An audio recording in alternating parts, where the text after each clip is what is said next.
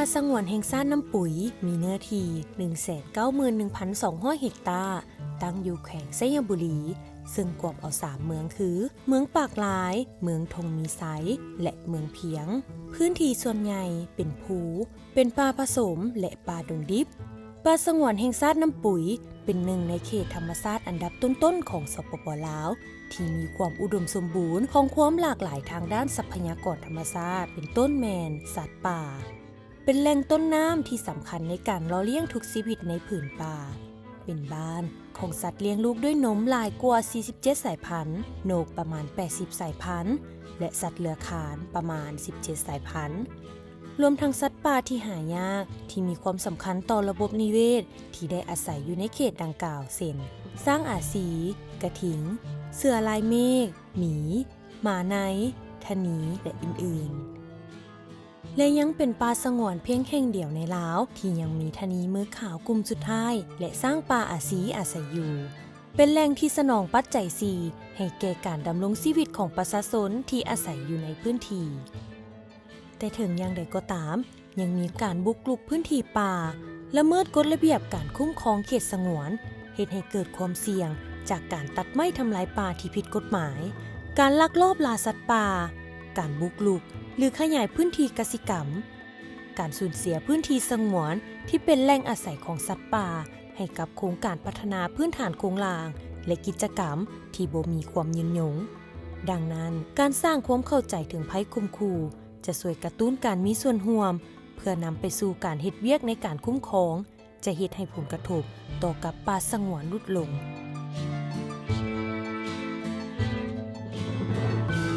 ความปกครองของป่าไม้หันว่าเรื่องระบบนิเวศค่อนข้างสูงมีหลายชนิดไม้ที่สำคัญและก็สัตว์ป่าก็มีหลายชนิดพันธุ์ปัจจุบันนี่ถือว่ากิจกรรมหลักๆของเฮาในเวียกกฎการลาดตระเวนว่าเฮาก็เลยร่วมกับ WWF หันลงจัดตั้ง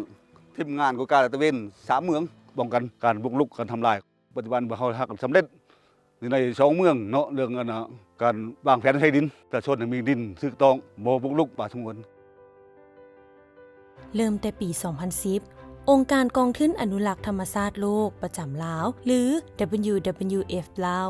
ได้เข้ามามีส่วนร่วมสนับสนุนภาครัฐจากศูนย์กลางฮอดขั้นแขวงเมืองและชุมชนท้องถิ่นต่อเวียกงานคุ้มครองป่าสงวนแห่งชาติน้ำปุ๋ยโดยสุ่มใส่หลายเวียกงานที่สำคัญเช่นเวียกงานสำรวจและอนุรักษ์สัตว์ป่าโดยเฉพาะเป็นการเก็บกำข้อมูลและการตั้งกล้องดักถ่ายสัตว์ป่าการวางแผนนำไส้ที่ดินรวมถึงการปักหลักหมายเขตแดนป่าสงวนการป้องกันและลดความขัดแย้งระหว่างผลกับสร้างป่าการบังคับใช้กฎหมายโดยผ่านการลาดตระเวนและการเผยแพร่ระเบียบกฎหมายป่าไม้และสัตว์ป่าสิ่งที่สำคัญที่สุดในการร่วมมือระหว่างองค์การ WWF ลาวกับภาครัฐโดยเฉพาะกรมป่าไม้แม่นแนใส่การจัดตั้งปฏิบัติแผนคุ้มครองป่าสงวนให้มีประสิทธิภาพเคียงคู่กับการสร้างผลประโยชน์ต่อชุมชนแบบยืนยง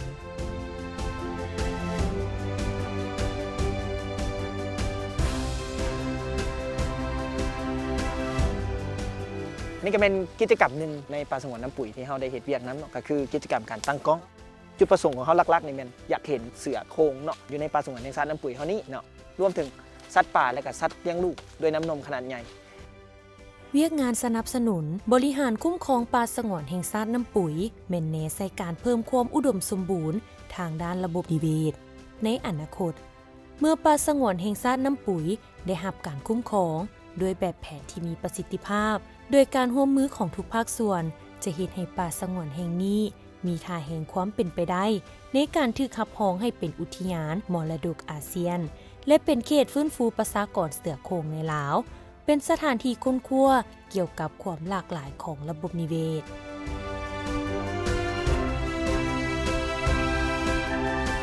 หลังจากที่ว่าเฮาเข้ามรดกอาเซียนเนี่ยเฮาจะมีหลายแห่งหลายอันประชาชนจะได้รับการบริการในการท่องเที่ยวแขกคนจะเข้ามา